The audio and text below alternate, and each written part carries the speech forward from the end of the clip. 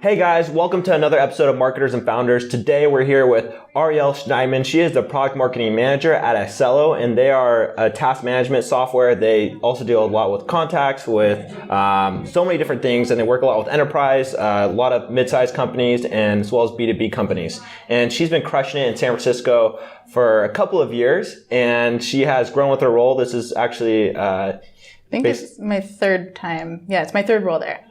Third role there. And she's here to talk about how she's grown with the startup, how the startup has grown, and her background in marketing, and how she jumped into startup life. So thank you for being here today. Yeah, thank you for having me. So we're just going to dive right in. And how did you get into marketing? How did you get into startups?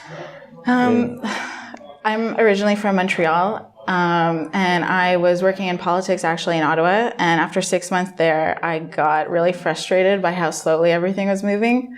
So I'm like, I want to get into marketing. So I moved to San Francisco and I got a job with Accelo. But back then it was called Affinity Live. And I started kind of as like a social media manager. And like 3 months in, I started taking over all of the content and everything that goes with that. So when you started working for the company, did you actually see that was going to actually like expand pretty quickly, or was that my role, or your role as well as the company, or were you sort of just like you jumped in here like I jumped into it. I had never worked in B2B before, never worked in SaaS before. Mm-hmm. I thought this was a great entry-level position. I had experience doing social media and that type of thing. And then 3 months in, like an opportunity arose where our other content manager left, and I just kind of took over her role and got to just learn everything there is to learn with that. And I saw, like, from being in the company, the team that we had, and the way our clients were using our software, that there was a lot of growth there. So I was just like, hell yeah. That's awesome. So you're coming over from Montreal though, right? Yeah. So tell me a bit about that experience, because so many people who end up working in tech are immigrants and they come from different countries and they're trying to make it here and they're trying to crush it here. And it's hard. Like it's not easy to break in. It's not easy to break in, and it's also hard to, like, I feel like I'm an immigration lawyer at this point with all the visa stuff I know. Getting over here, I guess the biggest difference I think from Montreal to here is I think the hustle here is just like insane. Like people are not satisfied here with like the status quo. I think it's much of a slower pace in Montreal, and people are happy just kind of going with things. I think getting here, I didn't know a single person when I moved here. And coming from a community like Montreal where everyone who lives there has been there their whole life, it was very different. So, but I think the good thing about San Francisco is there's a lot of like transplants here. Most people aren't from here. So I think people are a lot more open to new people. It's like less cliquey, I would say. So I don't know. I moved here. I started going to meetups. I started like going on like, I was using Glass Breakers, which was like a networking tool for women. I was meeting really cool girls there who are like interested in similar things as me. Just doing all that kinds of stuff. And I met a lot of people. Easily. So when you're networking, like what was the breakthrough that happened where you ended up getting a job offer, right? Talk a little bit about that. And because actually like that part in itself can be very, very difficult, especially like if you don't come from a technical background. Yeah. So I came here and I did like a 1-year international marketing degree. And while I was doing that for a year, I started working on my own app called Madly. And I was doing it with 2 other guys, and I honestly didn't know what the hell I was doing. But I was kind of they did the engineering side of things, and I was doing like the branding, the marketing, and that type of stuff. And it was pretty much like a mix between like Reddit and Snapchat. And we got featured in like Adweek. I was like hustling nonstop, just like creating like pitches to like journalists and whatnot to like get people to see this app so that people would download it, because we thought like, oh my God, people are going to like love this app. And after working on it for like 8 months, I'm like, okay, it's not working. There were a lot of issues that I won't go into with like the app, but I learned a lot. And I think that learning experience of like working on that, like when I moved here, was what got my foot in the door with Accelo. Because before that, I didn't have like any real marketing experience except for like political campaigning, but it was more not as direct. And people want to see that you can hustle and do your own thing, right? And they don't need direction from somebody who's higher up. They're like, okay, cool. Like if we put her in a direction, she'll just push forward really hard, and that's what we need. Yeah, I think they just saw that I was like hungry to learn. And they gave me a shot. So talk about how your role has evolved over time and like some of the specifics of it. Yeah. So when I started doing content marketing, I guess my first big project there was figuring out because I was like a one-man show when it came to that. It was just me and our head of marketing, Juan Para. So I pretty much had to do everything content, social, and because of the nature of our platform, we deal with so many different types of service businesses. So like digital agencies, project managers, accountants, consultants, like all these different types of industries. And you need to speak to them all differently, right? They all have different workflows and processes, but they do have the same pain points. So I focus a lot of my time on hopping into sales calls, like reading, tickets from the success team, the support queue, just reading and calling customers, getting as much information as I could about the customer to figure out what are the pain points across industries. Because there's no way as a single person I was going to be able to write content for all these different types of industries. But if I could create a repeatable process, with knowing that all these different industries have the similar pain points, I built out a process where I created a template for myself, and I was producing a blog post in under an hour and a half. And I became I built out this content machine where I was just chugging out content because we needed it. We were also a new brand at that point, so we needed to up our SEO. And yeah, that was my first big project, just building out a process like that. And it was great because now that we have it, I hand it off to the people we hire, and it works well. Yeah, you're once you hand it off, you're life is good. Yeah, okay. well, that's what you got to do, right? You got to build a process that's sustainable and that you can teach other people so that you can move on to other stuff. True. I mean, it's not always right for people because some people are actors, right? Yeah. And if you're an actor, you can't really replace yourself, right? But someone told me this is business advice. Or if you find yourself becoming an actor and you love what you do, don't try to replace yourself. Okay, yeah. But for the most part, you're always trying to aim to do that. Yeah. So talk about your new role and what you're doing now and how you're helping grow the company. So I was doing content for almost a year and I loved it. But after a certain point and being on a team of two, I felt I wanted to learn new things. And I'd always been interested. We have a really robust product. It does a lot of stuff. And I was really interested in learning more about the product and doing more. I guess the type of content I was doing before was more top of funnel. So educating people on the problems that they don't even know they have yet. They just know hey, I'm having trouble managing my clients. So just educating people more on top of funnel stuff. But with product marketing, I wanted to educate our current users even more on best practices with the product, all the cool different things they could do with the product. I let our CEO Jeff and my manager Juan know that I was really eager to learn about these new things in product marketing, and they said, yeah, you know what, no problem, you can work on this. We hired someone else to do kind of what I was doing before, and right now I'm pretty much anytime we're doing a feature release, a new integration, partnering with the apps that we already integrate with, webinars, just educating our customers on best practices with our products. That's pretty much what I'm focusing on now. So talk about some of the bigger wins and also dive into some of the things that didn't go so well so people have more of an understanding of what you do and how you're getting traction. Bigger wins would have to be, we just did a integration with Zapier.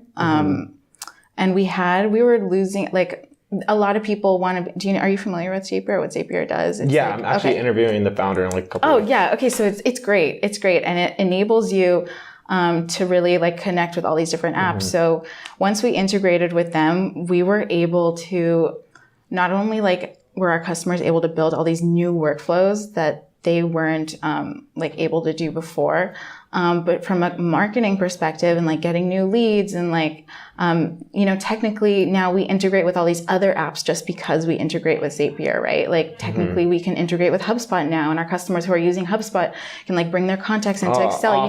HubSpot. No, but it was a huge win, right? I have to say that. Well, for CRM, no, we also and now we integrate. We obviously can integrate more easily with Autopilot too now. We use Autopilot. We love Autopilot. Yeah. So it was a huge win like that. It was kind of 10x everything we were doing because the possibilities are endless. Big, I think a loss would be, I think just personally because the product is so robust and that when I started at Accelo, I didn't learn the ins and outs of everything it can do from the get-go. I'm sometimes like limited in how I'm able to imagine like different workflows for our clients and like market the product like in the best possible way. But to counter that, like I work with amazing people who always help me. I can tap anyone and they help me out. Like if I can't think of like something.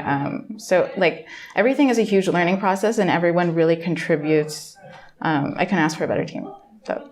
Yeah, one of the things that I always suggest like people do is like find some side entrepreneurial project where you could tie like your software into it. So you like use it on your own, right? Yeah, and it gets you to understand your product better. Yeah. And you have like motivation behind it. Like I use Autopilot to handle like all my personal contacts and just like stuff that I do with my community and like communication. Otherwise, like I would just never really understand the product. So, to be honest. and right, no, totally. Like, and I didn't understand it either until I started sending my own email campaigns. And like, you click that publish button, and it's like so stressful. It's like, oh shit, I just sent an email to 70,000 people.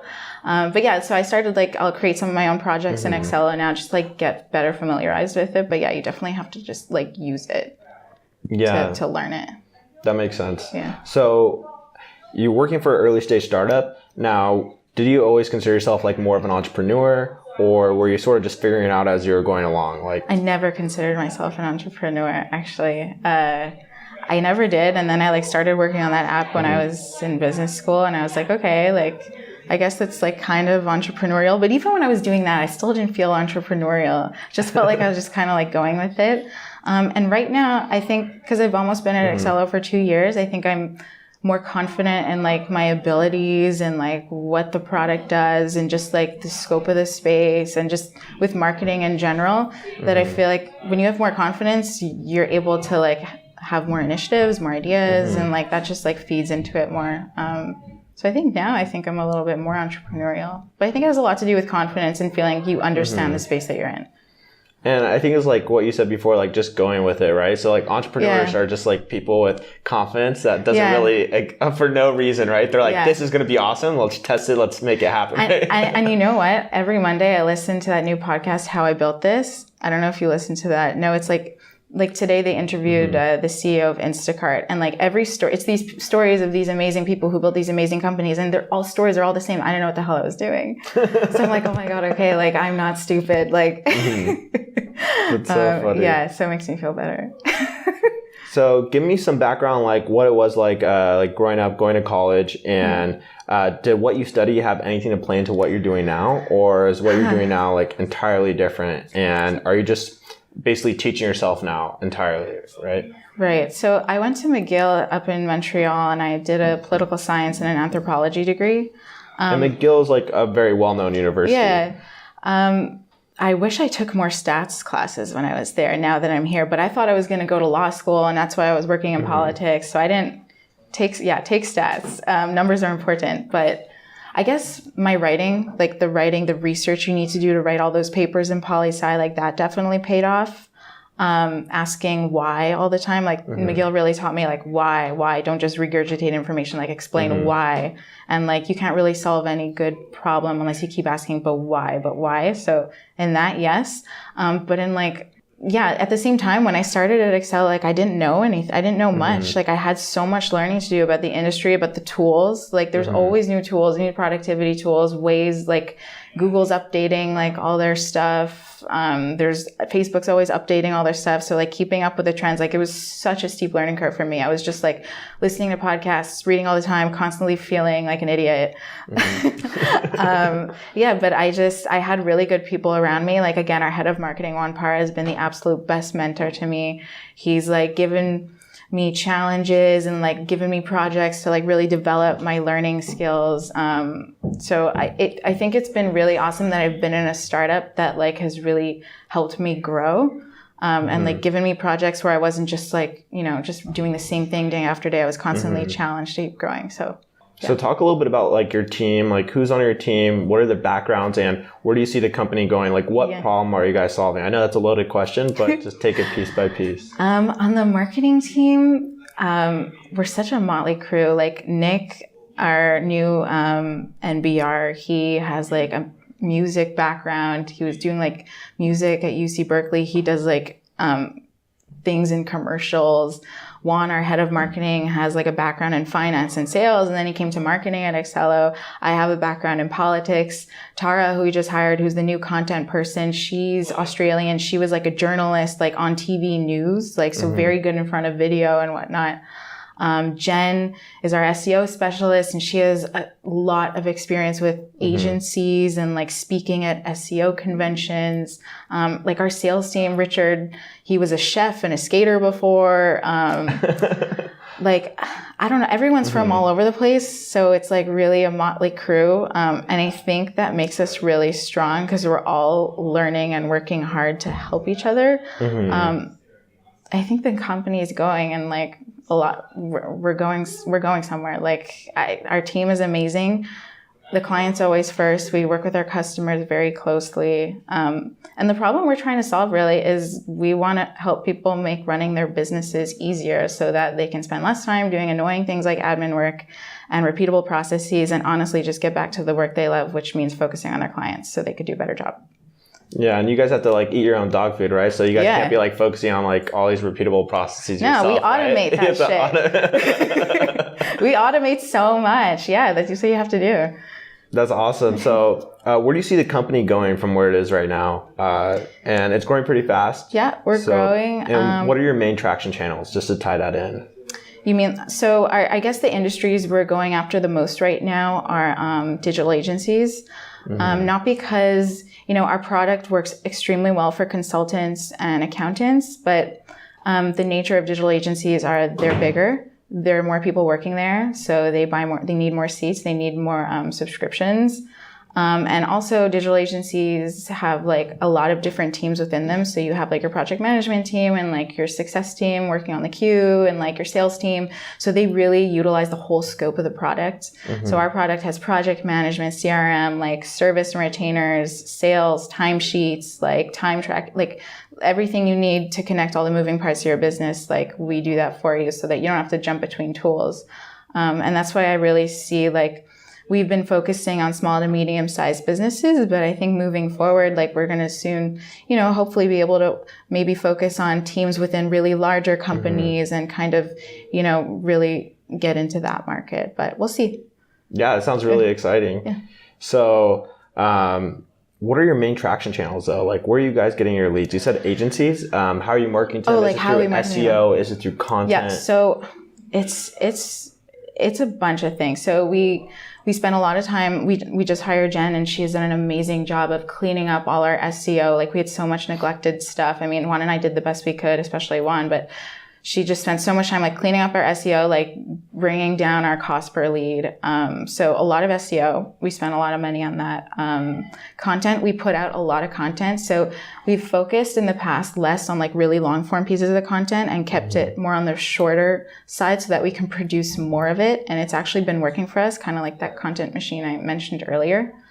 So definitely content, listings, like getting on software review listings, and getting our customers to review us where they can. That like word of mouth and like social proof is really important. Like I can't tell you how many times our customer who has already been using us for years will get on the phone with like a prospective buyer and be like, hey, I'm loving this. Like you should use it. Basically selling for you, right? Yeah, like helping us because they trust us. They like the product and they have no problem like referring us to someone else who's in their industry with the same type of business model. So yeah, listings. We get a lot of our nurture emails through Autopilot. That's what's up. That's what's up. What else do we do? AdWords, like all the things. All the things. So I think SEO is like one of the most neglected fields because people don't really understand it too well. It is, and I'll say until Jen came here, we didn't know how much we had neglected it. Like we thought we were keeping up with it, but yeah, I think you really need an SEO specialist to be able to. We just hired one. You need it. There's so many updates in like the field all the time, and if you're managing other stuff, it's impossible to like really dig into it. And like, yeah, we've been creating all these new landing pages for all the different ads. We have over like 100 landing pages we've been working on now, like lots of stuff. Yeah, especially like after years of producing content. Yeah. Oh my God. Then someone could just come in and just like. Jen cleaned up our whole website. Like there's so many broken pages we didn't know about, like old content, like stuff that we just wouldn't catch on our own. And she did like all this deep work, and it was like Love her. Bow down. It's like if you get, let's say you get 40% of your leads from like organic traffic, right? And if you can increase that by like 15% by just hiring some SEO manager to come in, like that already there, like and we're already seeing like the fruits of that. It's amazing. Like when she came in, like literally the month after she came in, from that month that she had been boosting, we started seeing the results. Like it's so clear. Like it's so important to have an SEO specialist. So like when? When. That's awesome. Yeah. So like where you see the company going, do you guys see yourself getting to like 400 employees? Like how big? Give me some idea. Like, yeah, I mean, that's the goal. I mean, our company, our CEO has only ever spoken about growing, getting hopefully to like an IPO. So that's where we have our focus on growing, but sustainably. Like we don't prioritize like short-term sexy over like long-term sustainable. So, growing slowly, but in a way that like will provide good returns for our future. Like SEO. It's like perfect yeah, like example, SEO. Right? Yeah. It's like it reminds me of the story of, it was like mint.com. So how they just focused on SEO for 2 years and had like no returns. And then eventually on the third year, they just started getting so much traffic. And people were like, what did you guys do? And they're like, well, we just sort of focused on content for 2 years. Well, it's like that book, I think Traction says to do that, right? Like pick 2 or 3 things that you're going to go hard on and like do them really well. Yeah. Yeah. Very true. And like all you need is one to go right, and then you have a business. So I think that's what people often forget is like they'll just like be like, okay, let's do a little bit of Facebook, a little bit of this, a little bit of that. Yeah, and that's definitely something we struggled with in the beginning as like an early stage startup with only 2 people on the marketing team, like trying to cover all our bases like well, and we did it well, but to be really excellent in like 2 or 3 things I think is super important. And it's funny, it reminds me of like you have like the CEO of like an early stage CEO like yelling at this person doing social media. It's like, send more tweets, it's like come on. It's like, send more tweets, yeah. It's so bad. I remember in like 2011 when like people thought social media strategy was just post something on Facebook. I remember one of my first jobs was working at a law firm, and like they're like, hey, can you handle our social media for us? And it was like, you post once a day on Facebook. That was it. I think if I were like, my age, if I were like how I am now back then, it would have like, God, you could have made so much money. That's so great. Because no one knew anything back then. That's so true. I mean, you can still do that. Like what I noticed is like, you said you're from Montreal. Like Montreal is probably like a year or 2 behind. Yeah. Silicon Valley. Like I went to Toronto and they you go over there and they think you're like a saint. They think you're like a god because you like know, because it's crazy. You forget what it's like, but living here, you're so like the trends, you're so on top of them, and you go back to like a smaller city and they're like, oh, they're like, you can use a tool to find people's emails like that. They didn't even know that. And I was like, and I was doing a speaking conference there and I said, scraping emails? Yeah, they didn't even know like scraping emails. I said, have you guys heard of HubSpot, Marketo, Autopilot, any of these? I mean, this was a startup conference and not one person raised their hand. And I was like, this is a gold mine. I was like, oh my God. Should I just like move here now? Yeah, consult here. I'm like, I will be 3 years ahead. This is awesome. That's so funny. So do you work with any other startups and like help them out? Do you help like mentor people who do need that help? I mean, because you are from Montreal and I don't work with anyone. Put you on the spot. I don't work with anyone directly like that, like mentoring like any particular startups, but I know like whenever I'm always trying to like share my knowledge with my team or with my friends who work at other startups. I know Jeff, our CEO, spends a lot of time like helping out with the Aussie Founders Network. And I think he does like a lot of mentoring and helping out over there. But yeah, for me, like it's really like, I don't know, Glass Breakers, I use that tool a lot. It's like a tool to connect women like for networking and whatnot. So, I mean, I'm always trying to like share what I know and they share what they know. And it's chill to share. So how do you stay updated like with the latest trends in technology? What do you read? Who do you talk to? Give me the deets. I'm obsessed with podcasts. So like 2 years ago, I decided like, unless I'm running, I'm not going to listen to music. I'm going to listen to podcasts. So I have like a huge list. But in terms of marketing, my favorite one is 6 Pixels of Separation by Mitch Joel. He's actually a Montreal native, and he's been podcasting like way before it was chill. He's been doing it for like almost 15 years. Wow. It's every Sunday. And literally this guy is just like, he doesn't focus so much on like the nitty gritty. It's more like trends. And like forecasting and that type of stuff. It's always super interesting. So I listen to that podcast religiously. Marketing Companion. I mean, there's a ton of podcasts I listen to. Also Audible, $10 subscription per month. It's worth it. Like I'm always reading. I just finished Leaders Eat Last with Simon Sinek. It's really good. Like I think what happens, or what I did in the beginning, is I was focused so much on like reading marketing content and marketing trends and like marketing books. And yes, it's super important, but like you're not able to, it's good to read stuff that's outside your space so you can like create new synapses in your brain, you know? Sure. Like I just finished reading Sapiens. Like that book made me like think of like, or behavioral psychology books, just that type of stuff. Oh, and listservs or newsletters. I read all those Jason Calacanis' like inside newsletters.